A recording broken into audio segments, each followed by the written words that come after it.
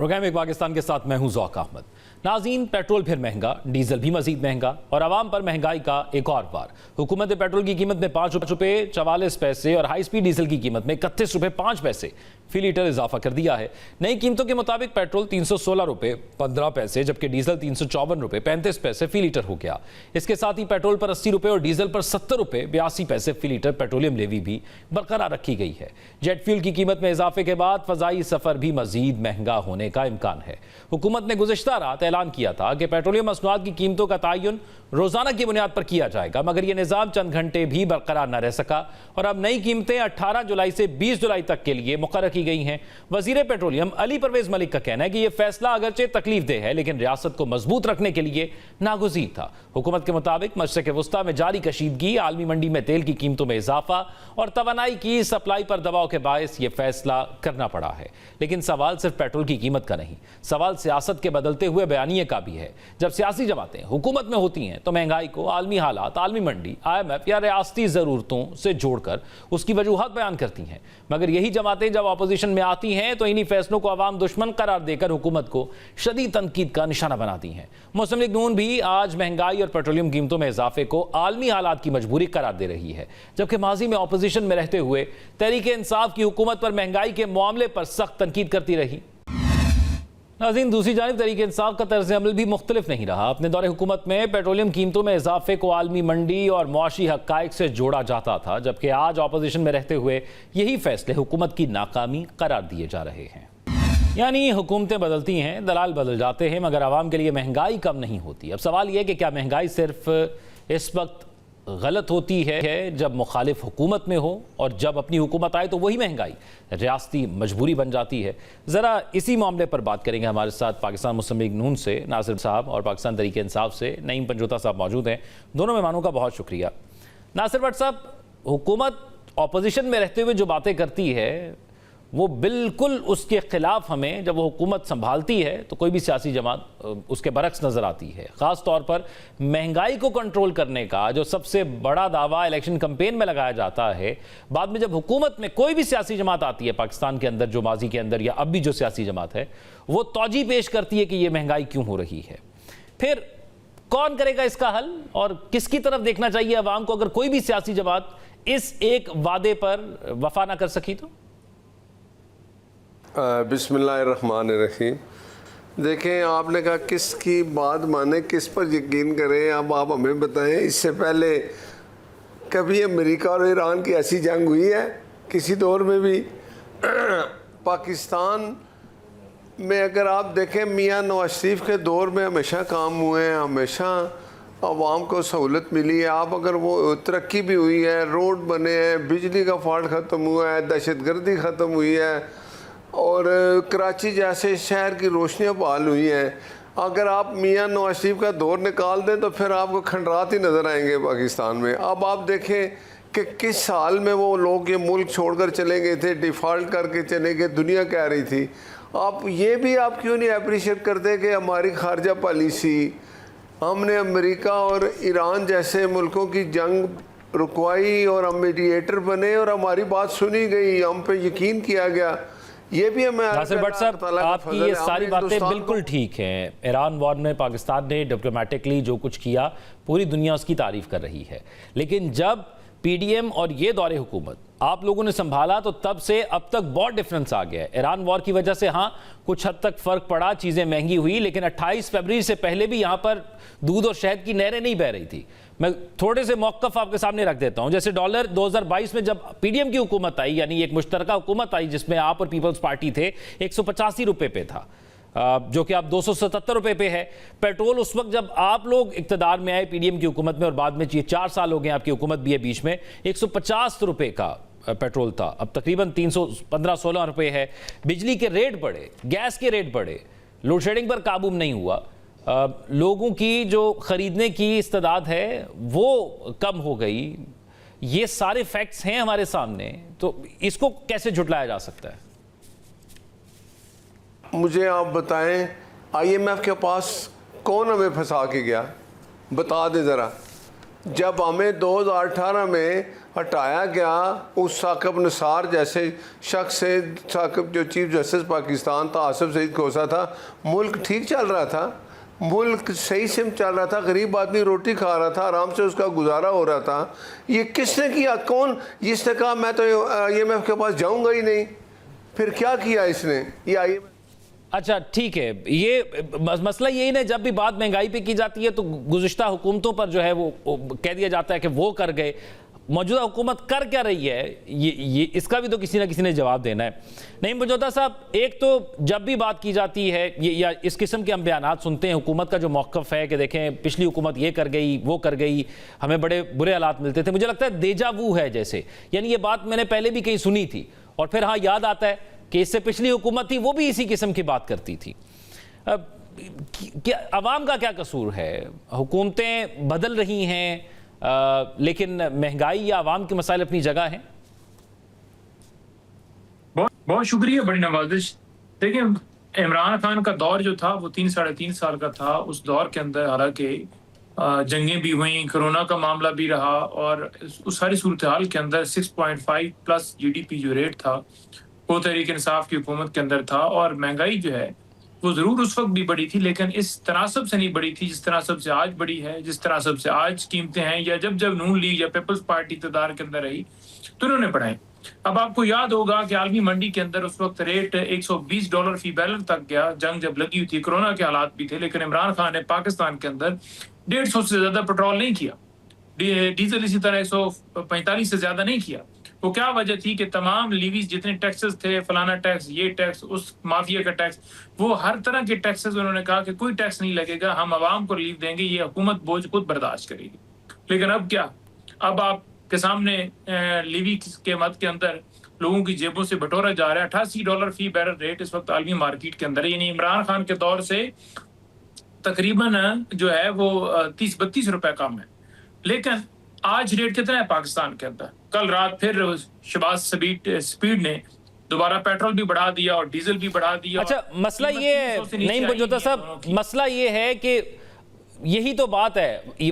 वजीर आज़म शहबाज शरीफ साहब कहते हैं कि नहीं इसकी कीमत तो इतनी जा सकती थी, मैंने इतनी नहीं की। आप कहते हैं कि हम 150 से ऊपर जा सकती थी या जा रही थी, हमने उसको कंट्रोल किया। लेकिन कोई ये बात क्यों नहीं करता कि जब 2018 में आप लोगों ने हुकूमत संभाली तो उस वक्त 96 रुपये अप्रॉक्सीमेटली पेट्रोल की प्राइस थी पर लीटर, जब आपने छोड़ी तो 150 था। जब डॉलर रेट उस वक्त जब आपने हुकूमत संभाली तो 124 रुपये था, जब आपने छोड़ी तो 185 रुपये था। ये दोनों तरफ के मौक़िफ़ एक जैसे ही हैं, इसके अंदर पिस तो आवाम ही रही है ना। बिल्कुल बदली थी। आपको याद होगा 55,000 के करीब जो है उस वक्त तकरीबन इमरान खान के दौर के अंदर लोगों को नौकरियां मिली, मुख्तलिफ डिपार्टमेंट्स के अंदर जो है वो काम हुआ, जैसे इंडस्ट्री जो है उसमें जो है वो बेहतरी आई और इसी तरह सरमायाकार जो है वो पाकिस्तान की तरफ राग़िब हुए, मुख्तलिफ लोगों को मौके मिले। अगर देखा जाए हेल्थ सेक्टर के अंदर तो एक हेल्थ कार्ड ही इतना बड़ा रिलीफ था आवाम के लिए कि लोगों के जेब के अंदर 10 लाख रुपए इमरान खान ने डाल दिया। एजुकेशन में देख लें तो इमरान खान की खदमात आपके सामने है, चाहे वो वजीर आज़म थे या नहीं थे, उन्होंने पूरा यकसान निज़ाम तालीम नासब करने का निज़ाम लेकर आए। और उसके अलावा सीरत नबी जो है वो पढ़ाना, कुरान पाक की तालीम को लाजम करार देना, यानी हेल्थ सेक्टर के अंदर भी उन्होंने काम किया। इसके अलावा जो है वो पाकिस्तान की मईशत जो है वो बेहतरी की तरफ जा रही थी, ग्रोथ हमारी GDP थी वो बेहतर थी। आज आप देख लें कि सिर्फ 2-2.5 सालों के अंदर 45,000 अरब रुपया कर्जा जो है इन्होंने लिया है। लॉ एंड ऑर्डर की सूरत हाल उस वक्त बेहतर थी पूरे मुल्क के अंदर।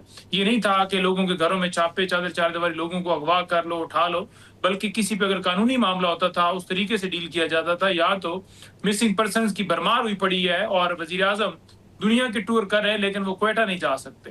तो बात यह है कि इमरान खान ने उस वक्त भी 400 के करीब बाजियाब लोग करवाए जो मिसिंग थे और इसी तरह दहशतगर्दी जो है वो हल नहीं है किसी भी लॉजिक के अंदर। नासिर भट्ट साहब, अब आपकी हुकूमत ने गुर्बत की एक नई डेफिनेशन भी कर दी है। उन्होंने कहा 8,000 ऊपर से जो ज़्यादा कमाता है वो गुर्बत की उस लाइन के ऊपर ही रहता है, वो गरीब नहीं कहलाता।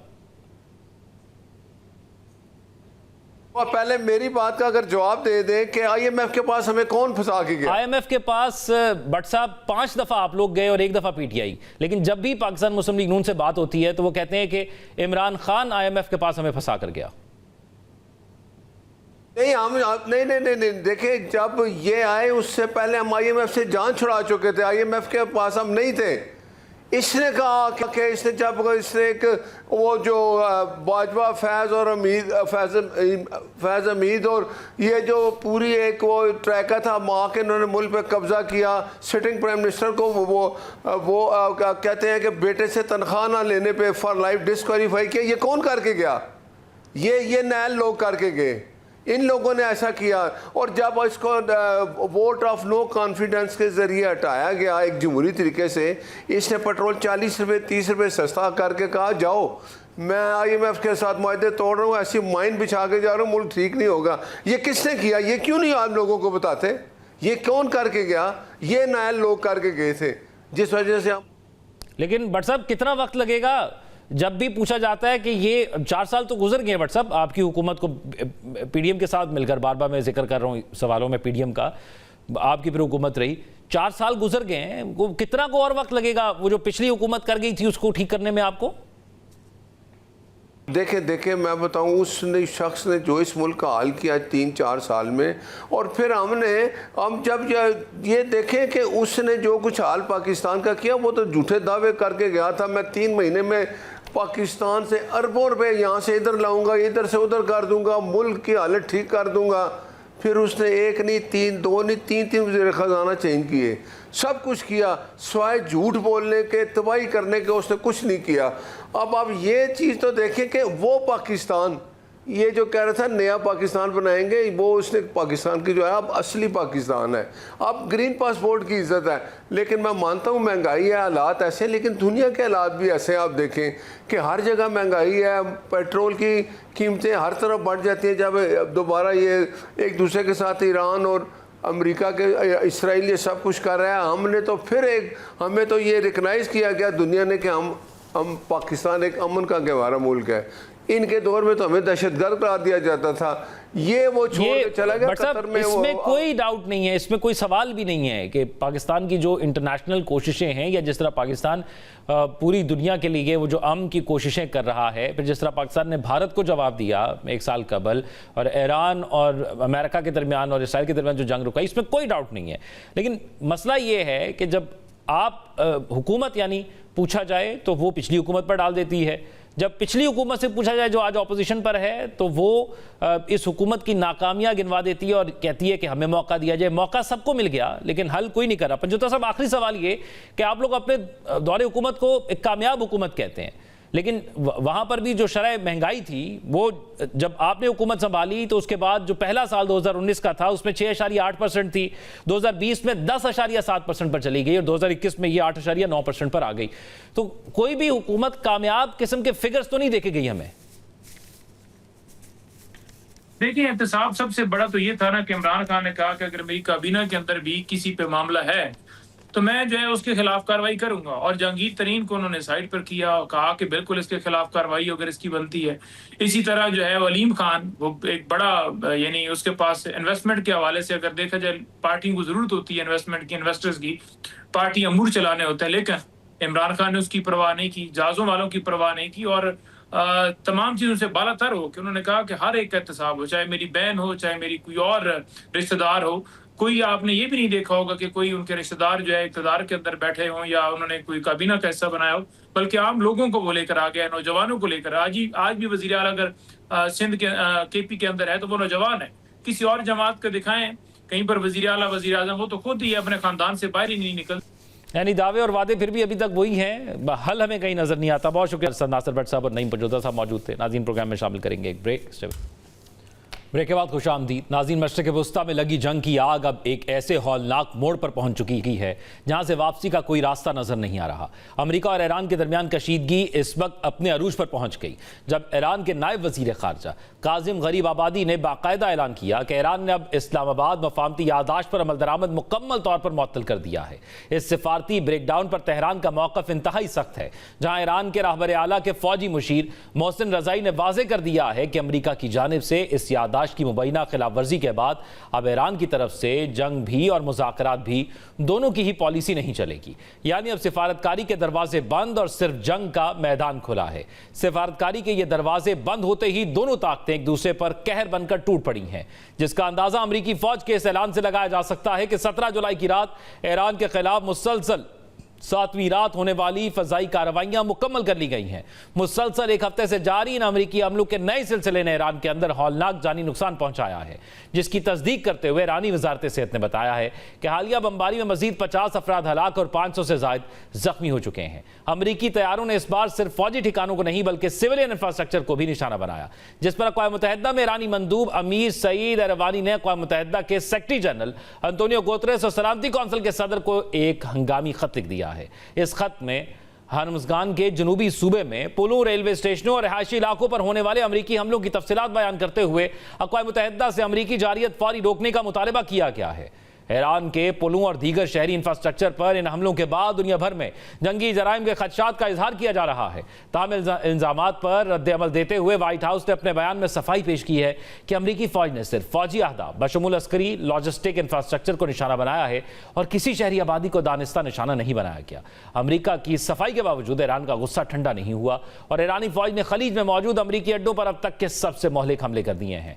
ईरानी फौज की जानिब से ये दावे सामने आए हैं कि उन्होंने कुवैत, बहरीन और उर्दन में कायम अमरीकी फौज के अड्डों और अहम तंसीबात को कामयाबी से निशाना बनाया है। इन हमलों की तस्दीक खुद कुवैती फौज ने भी की है, जिनका कहना है कि ईरानी मिसाइलों और ड्रोन्स ने मुल्क में मुतअद्दिद फौजी मराकज़ और अहम तंसीबात को हिट किया है।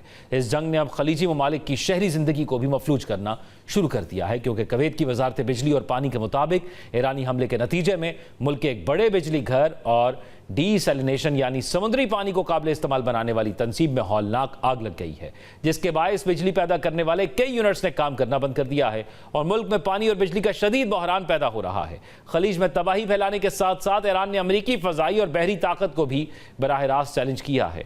ईरानी पासदारान इनकलाब ने दावा किया है कि उनके बहरी फजाई दिफाई निज़ाम ने जनूबी साहिली इलाके अलसविया के करीब फजा में उड़ते हुए एक अमरीकी MQ-9 रैपर ड्रोन को मार गिराया है, जो अमरीका के लिए एक बड़ा धचका है।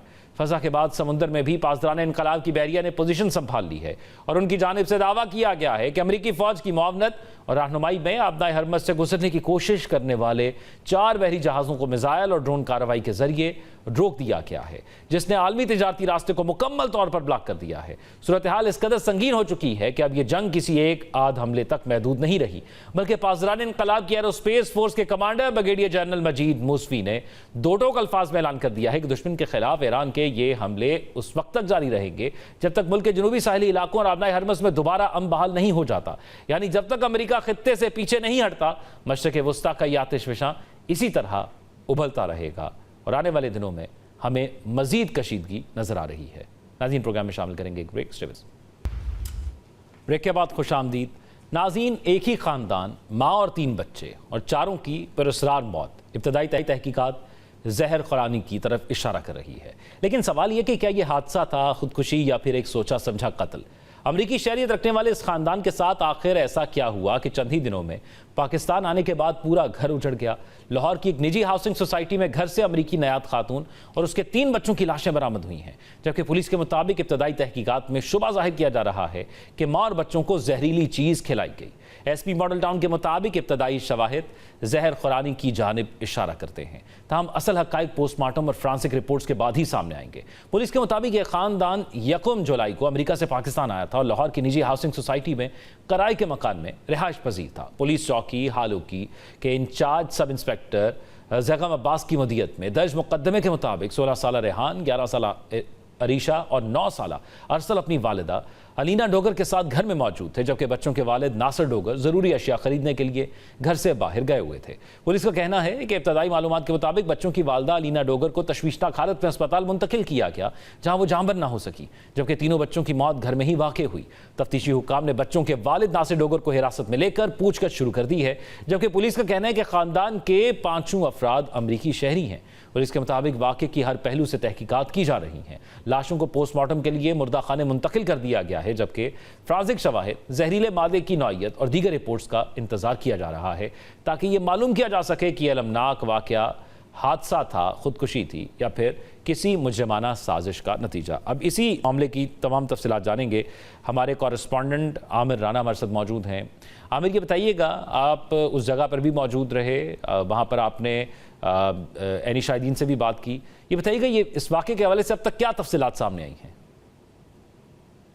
जी बिल्कुल, ये इस साने की जितनी भी मजम्मत की जाए उतनी ही कम है। सबसे पहले तो मैं आपको बता दूं कि ये लाहौर के एक निजी सोसाइटी है वलेंशिया टाउन, जहां पर ये हादसा रोनमा हुआ है, जहां पर 3 बच्चे और एक वालदा की जो पुरस्रार तौर पर वाक़या जो है वहां पे पेश आया है। और ये वाज़िया तौर पर ये FIR जो दर्ज की जाती है, सबसे पहले मैं उसके बारे में बता दूँ कि ये 8:21 के ऊपर 15 की कॉल मौसूल होती है पुलिस को। और पुलिस जब चूँकि दौरान गश्त जो है मौके के ऊपर पहुँचती है, और पहुंचने के बाद जब जो नासर नामी शख्स है, जहां पे पुलिस का सबसे पहले इंट्रैक्शन होता है, और नासर ये वो शख्स है जो कि बच्चों का वालिद बताया जा रहा है, उससे इंट्रैक्शन होता है। और बताता है कि मेरे जो बच्चे हैं वो पुरस्रार तौर पर जो ओपन एयर है, ओपन जगह होती है घर के अंदर, जो जिसे लॉन कहा जाता है या ओपन गली है, उसके अंदर वो मुर्दा हालत में पड़े हुए हैं। और जो मेरी बेगम है उसकी तबीयत बहुत ज़्यादा ख़राब हुई है, जिसको निजी करीबी हॉस्पिटल के अंदर ले जाया गया है, और जहाँ पर उसकी भी डेथ हो चुकी है। मुझे रीजंस नहीं पता मेरे साथ क्या हुआ, मुझे लग रहा है कि किसी ने मेरे बच्चों को, मेरी फैमिली को जहर दे दिया है। ये वो वाली इतला है जो कि पुलिस को 15 की कॉल के ऊपर मिलती है, और जिसकी बेस के ऊपर FIR दर्ज की जाती है।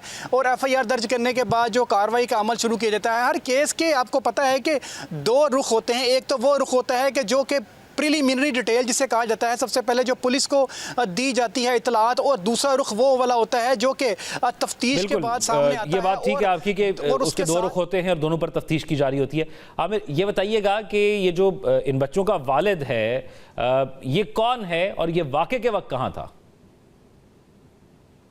जी बिल्कुल, जो ही पुलिस मौके पर पहुंचती है, जैव वक़ूवा का जायज़ा लेती है, और जो बॉडीज़ हैं उनको हॉस्पिटलाइज पोस्टमार्टम के लिए भिजवाया जाता है। तो पुलिस जो मौके के ऊपर जो बच्चों का वालिद है, जिसका नासर नाम बताया जा रहा है, उनको अपनी हिरासत में लेती है, और तफ्तीश का जो अमल है वो शुरू कर दिया जाता है। सबसे इम्पोर्टेंट बात यह है कि जो नासर है उस दौरान ये बताता है कि मैं ग्रोसरी ख़रीदने के लिए मार्केट गया हुआ था, और जब मैं मार्केट से वापस आया हूँ और अपनी बेगम से मैंने पूछा कि मेरे बच्चे कहाँ पर हैं, और मेरी बेगम ने मुझे बोला कि फ़ातिमा जो है उसके साथ बच्चे मूवी देखने के लिए गए हुए हैं। मुझे नहीं पता कि मूवी देखने किस जगह के ऊपर गए हैं, लेकिन सबसे पहले जो मुझे इन्फॉर्मेशन मेरी बेगम ने दी, जो कि इस वक्त वो भी जाँ बक हो चुकी हुई है, उसने बताया कि आप आराम से बैठें यहाँ पर, हम आइसक्रीम खाते हैं, तब तक जो है बच्चे भी देखकर आ जाएंगे मूवी वगैरह। लेकिन उस दौरान जो है बच्चों की किस जगह के ऊपर वो मूवी देखने के लिए गए थे, इस बारे में उन्होंने कुछ नहीं बताया। और लेकिन उसमें ये भी बताया गया, वालिद ने बताया पुलिस को, कि जब मेरा दरवाज़ा नॉक हुआ, चूँकि मैं ग्रोसरी आइटम लेकर आ चुका हुआ था, तो मैं आइसक्रीम खाने की बजाय जब मैं बाहर दरवाजे पर गया तो लोगों ने मुझे बताया कि तुम्हारे जो ओपन एरिया है, जो गली है, वहाँ पर जो बच्चे हैं वो मुर्दा हालत में पड़े हुए हैं, आप फ़ौरन जाके देखें वहाँ पर क्या इशू है। मैं उसी दौरान वहाँ से लपका और भागा जब मैं गली में आता हूँ तो मुझे पता चलता है कि जो वो तीनों मेरे ही बच्चे हैं, जो कि एक कंबल के अंदर, कपड़े के अंदर लिपटे हुए हैं। और जो मैं वापस आता हूँ और जो मेरी बेगम है उसकी हालत इतनी गैर हो जाती है, तो फौरी तौर पर उसे सोसाइटी के निजी हॉस्पिटल के अंदर ले जाया जाता है, जहां पर वो जाँ बक हो जाती है। ये वो इतलात हैं जो कि सबसे पहले जो पुलिस को नासर नामी शख्स देता है, चूंकि जो पुलिस का फर्स्ट इंस्ट्रक्शन जो है उसके साथ होता है। बहुत शुक्रिया। हमारे कॉरेस्पॉन्डेंट आमिर राना हमारे साथ मौजूद थे। नाज़रीन, अभी प्रोग्राम में यहाँ पर शामिल करेंगे एक break. Stay with us. Break के बाद खुशामदीद। नाज़रीन, कराची में भत्ताखोरी की वारदातें एक बार फिर सर उठाने लगी हैं, और ये सवाल अहम हो गया है कि क्या शहर में जराइम पेशा गिरोह दोबारा मुनज़्ज़म हो रहे हैं। ताज़ा वाक़यात में लियारी गैंगवार से मुंसलिक समत काठेवारी ग्रुप के कारिंदों पर मंगू पीर और सरजानी में ज़ेर तामीर इमारतों पर फायरिंग करके बिल्डर से भारी भत्ते तलब करने का इल्ज़ाम सामने आया है। एक वाक़े में फायरिंग के बाद एक बिल्डर से 5 करोड़ रुपए भत्ता तलब किया गया, और इनकार की सूरत में जान से मारने की धमकी दी गई है। मुकदमे के मुताबिक फायरिंग के बाद गैर मुल्की नंबर से कॉल मौसूल हुई, और कॉल करने वाले ने खुद को लियारी गैंगवार के समत काठीवाड़ी ग्रुप से मुंसलिक बताया, यानी पहले गोलियां चलाई गई और फिर भत्ते का मुतालबा किया गया।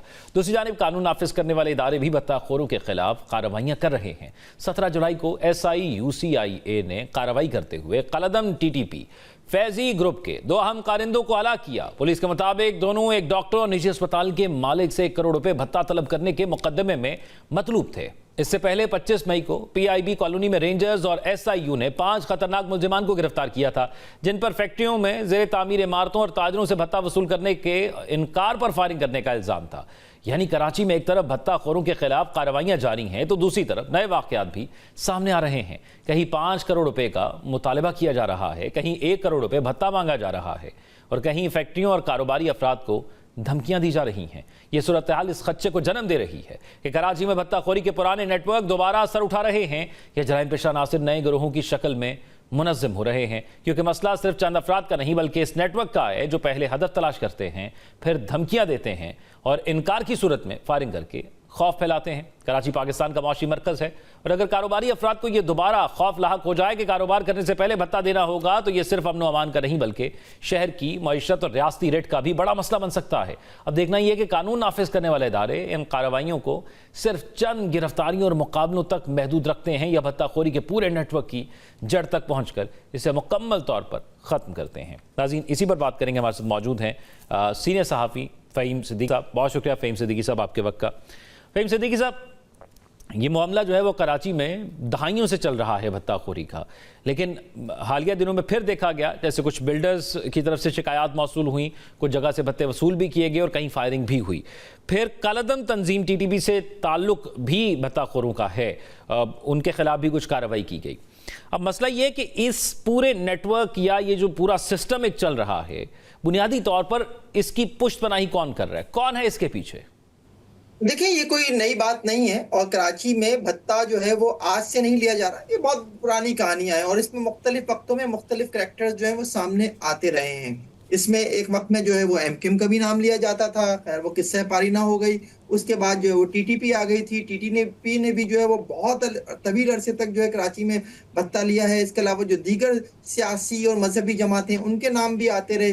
फिर जो खास तौर पे सिर्फ इसी काम के लिए बने हैं, यानी जो लियारी का हमारा जो है पूरा सेटअप है, वहां से जो है वो भत्ते की बहुत ज्यादा शिकायत रही है और वहां से जो है वो कई गैंग्स जो है वो ऑपरेट करते हैं और उन्हीं गैंग्स के लिए ये भी कहा जाता है कि ये गैंग्स बेसिकली जो है मुल्क से बाहर से बैठकर ऑपरेट करते हैं। और खास तौर पे इसमें हमारे पड़ोसी मुल्क ईरान का भी नाम आता है और वहां से बैठकर जब ये ऑपरेट करते हैं और इनको नहीं पकड़ा जाता तो फिर इसके लिए आपने 2-3 दिन पहले शायद ये स्टेटमेंट भी देखा हुआ आईजी सिंध का, जिसमें उन्होंने कहा कि हमने वसीउल्लाह लाखों समेत 3 मुल्जिमान के इंटरपोल के जो वारंट हैं वो हासिल कर लिए हैं। इट्स मीन कि वो आपके हाथ में नहीं है, आप उन्हें गिरफ्तार नहीं कर पा रहे और आपको ये बात पता है कि वो मुल्क से बाहर बैठे हैं।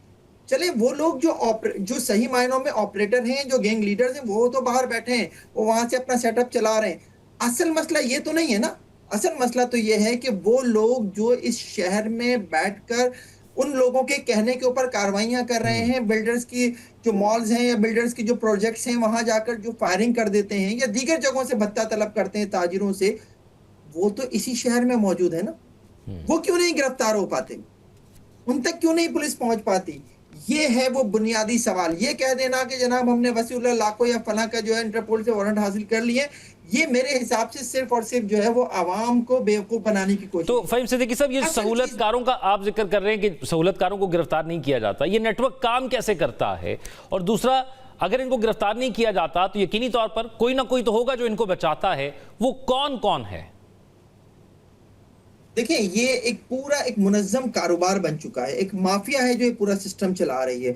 अब इसमें जो है वो शहर को बांट लिया गया है, इन भत्ताखोरों ने शहर को आपस में तकसीम कर लिया कि ये फला का इलाका है, ये फला का इलाका है, ये फला का इलाका है। यहाँ से वसीउल्लाह लाखों लेगा, यहाँ से समद काठियावाड़ी लेगा, फला जगह से तीसरा लेगा, फला जगह से चौथा लेगा।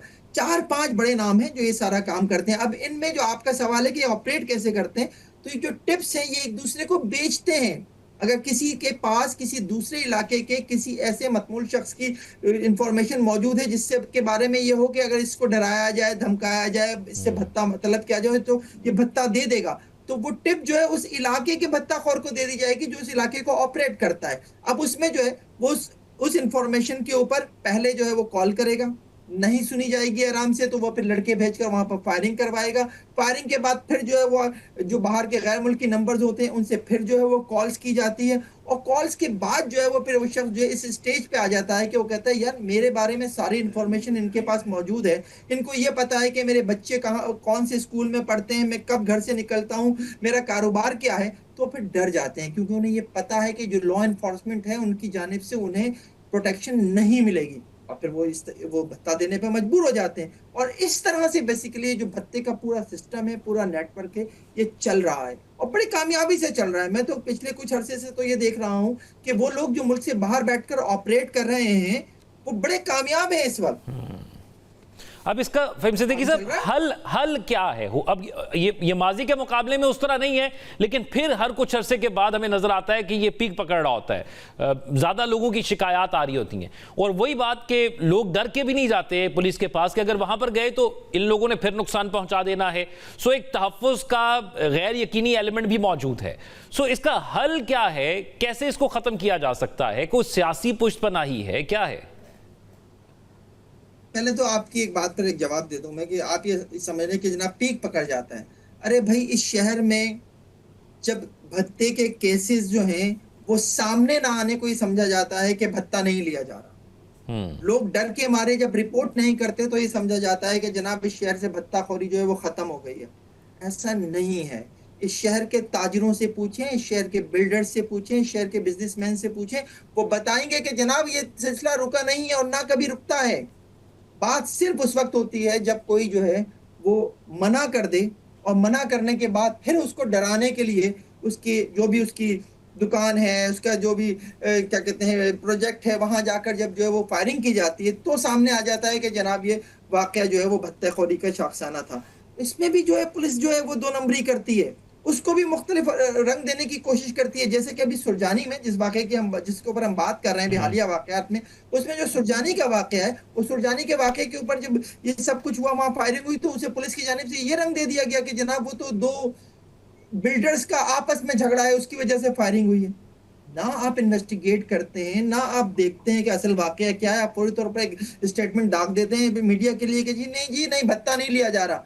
भत्ता लिया जा रहा है शहर से।